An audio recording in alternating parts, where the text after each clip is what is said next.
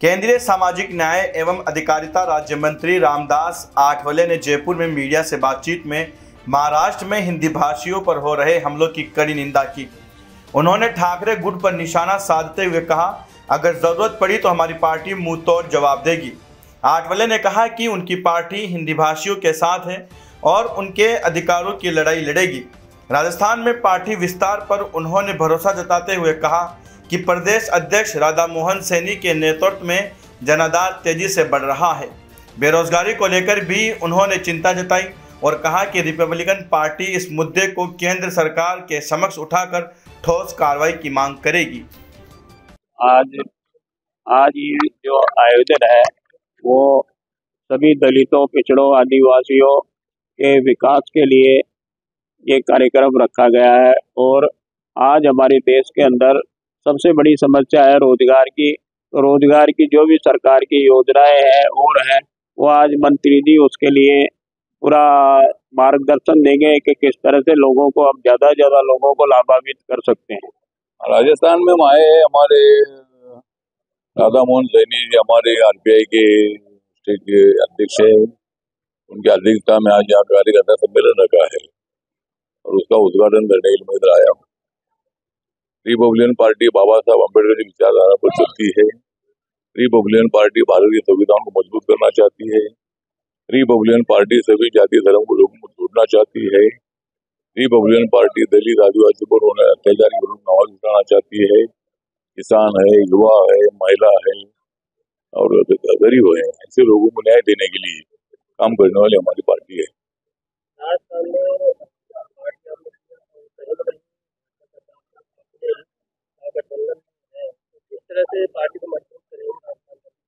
तो मतलब हमारी रिपब्लिकन पार्टी एनडीए में है, बीजेपी के साथ मतलब है।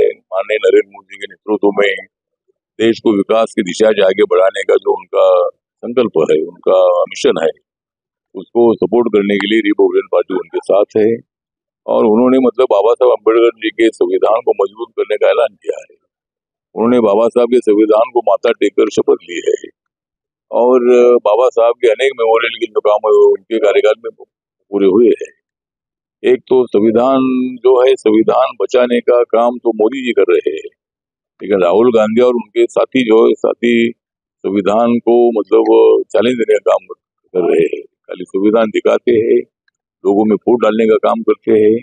संविधान ने तो सबको जोड़ने का काम दिया है, जोड़ने की उनकी फिलोसॉफी अपने संविधान की है। लेकिन राहुल गांधी हिंदू मुसलमानों में, दलित हिंदुओं में दरार पैदा करने का काम कर रहे हैं। इसीलिए रिपब्लिकन पार्टी नरेंद्र मोदी जी के साथ है। सबका साथ, सबका विकास, सबका प्रयास, सबका विश्वास, इस घोषणा को लेकर हम आगे बढ़ रहे हैं और देश को ऊंचाई तक पहुंचाने का हमारा संकल्प है। आज अपने देश की इकोनॉमी 4 नंबर पर आई है और भी 2 साल में 3 नंबर पर भी आ सकती है। और हमारी कोशिश है कि भारत के हर आदमी को न्याय मिले, सामाजिक न्याय के साथ साथ आर्थिक न्याय मिले। उसके लिए हमारी सरकार का भी संघर्ष चल रहा है, काम चल रहा है। रिपब्लिकन पार्टी भी सभी वर्गों के लिए काम करना चाहती है। सर, एक बार क्या समानता की बात की जाएगी इस देश के अंदर और वही महाराष्ट्र के अंदर भाषावाद को लेकर मारपीट की जा रही है, क्या मुझे लगता है कि 1-2 जगह पर ऐसी घटना घटी है, तो होना ठीक नहीं है। तो सभी लोगों को मराठी आना चाहिए, इसी तरह की भावना हम समझ सकते हैं। महाराष्ट्र में रहना है तो मराठी आनी चाहिए, लेकिन मुंबई भारत की आर्थिक राजधानी है। वहाँ देश के कोने कोने लोग उधर आते हैं, उनको रोजगार मिलता है और पूरे मुंबई ने भी उनको स्वीकारा है। मुंबई ने भी मतलब उनको पूरा सहारा दिया मराठी लोगों ने। तो मराठी हो या हिंदी हो या और भी किसी भाषा का आदमी हो, सबने मिलकर आगे बढ़ना है। भाषा का वो बात ठीक नहीं है। विषय इतना ही था कि महाराष्ट्र सरकार ने जो पहली कक्षा है, तो पहली कक्षा से हिंदी कंपलसरी पढ़ाने का एक निर्णय ले लिया था। उसके खिलाफ महाराष्ट्र के अनेक लोगों का कहना था कि हिंदी का हमारा विरोध नहीं है, लेकिन पहले से हिंदी पढ़ाना ठीक नहीं है, वो छोटे बच्चे होते हैं। तो सरकार ने वो निर्णय को रद्द किया है। तो अभी मुझे लगता है कोई विवाद का विषय नहीं रहा है। लेकिन राज ठाकरे के जो महाराष्ट्र नवनिर्माण सेना के लोग हैं, कुछ लोगों को फोर्सफुली बोलते हैं तुम मराठी बोलो, मराठी नहीं आती है तो फिर थप्पड़ मारते हैं। कुछ लोग जो अपोजिट वाले भी लोग बोलते हैं हम मराठी नहीं बोलेंगे, उन्होंने भी रिक्वेस्ट करना चाहिए कि भाई हमको मराठी समझती है, मराठी सीख रहे हैं। वो भी कुछ लोग उल्टा सीधा बोलते हैं तो फिर ऐसा थोड़ी हमारा भी होती है, ऐसा नहीं होना चाहिए। मराठी बोलने वाले 80% लोग नॉन मराठी लोग मराठी बोलते हैं, समझते हैं। लेकिन कुछ लोगों को अगर मराठी आती नहीं है तो उनको समझाना ये बात हम समझ सकते हैं कि मराठी सीखो, लेकिन लोग मराठी बोलते हैं, समझते हैं। लेकिन कुछ लोगों को अगर मराठी आती नहीं है तो उनको समझाना ये बात हम समझ सकते हैं कि मराठी सीखो, लेकिन थप्पड़ मारना इसका हमारी पार्टी विरोध करती है। और माननीय देवेंद्र फडणवीस जो सरकार है, ये सरकार अहिंसा काम करने वालों के खिलाफ है और उनके ऊपर कानूनी कार्रवाई करने का प्रयत्न हो रहा है। लेकिन ये घटनाएं बहुत नहीं, 2-3 घटनाएं घटी है, मीडिया में बार बार वही आता है, लेकिन ऐसा कोई करने की बात नहीं है। वहाँ के हिंदी भाषी लोगों की सुरक्षा करने के लिए सरकार है, हमारी पार्टी भी है। हम लोग मतलब हिंदी भाषियों को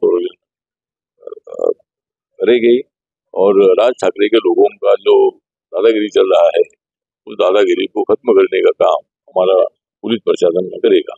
राहुल गांधी और कांग्रेस पार्टी के द्वारा संविधान बचाओ के नारे लगाए जाते रहे हैं, इसके बारे में क्या कहें? वो तो खाली लगाते हैं नारे, वो तो खाली संविधान बचाने के लगाते हैं नारे, लेकिन देश में है नरेंद्र मोदी जी की फवारे, मतलब नरेंद्र मोदी जी की हवा देश भर में है। और संविधान बचाने का जो ऐलान है ये राहुल गांधी करते हैं, तो संविधान बचाने की बात हमें बताने की आवश्यकता नहीं है। हम संविधान बचाने के लिए सत्ता में आए हैं, नरेंद्र मोदी जी संविधान को मजबूत करने के लिए सत्ता में आए हैं, इसीलिए वो संविधान बचाने की बार बार बात करते रहते हैं। उसका कांग्रेस को बिल्कुल फायदा होगा नहीं। लोकसभा में जरूर हमारा नुकसान हुआ था, लेकिन अभी हमने देखा कि हरियाणा में चुनाव हुआ, वहाँ बीजेपी सत्ता में आ गई। दिल्ली में चुनाव हुआ, वहाँ बीजेपी सत्ता में आई। महाराष्ट्र में चुनाव हुआ, वहाँ भी मतलब 288 में से 237 सीटें हमारी चुनकर आई। वह संविधान की बात नहीं चली, वो अभी लोग में ध्यान में आ गया है। राहुल गांधी झूठ बोलते हैं, राहुल गांधी समाज में फूट डाल रहे हैं, और इसीलिए राहुल गांधी के साथ और कांग्रेस के साथ ज्यादा लोग नहीं है, और इसीलिए नरेंद्र मोदी का नेतृत्व आगे बढ़ रहा है। बिहार में जिस तरह का चुनाव है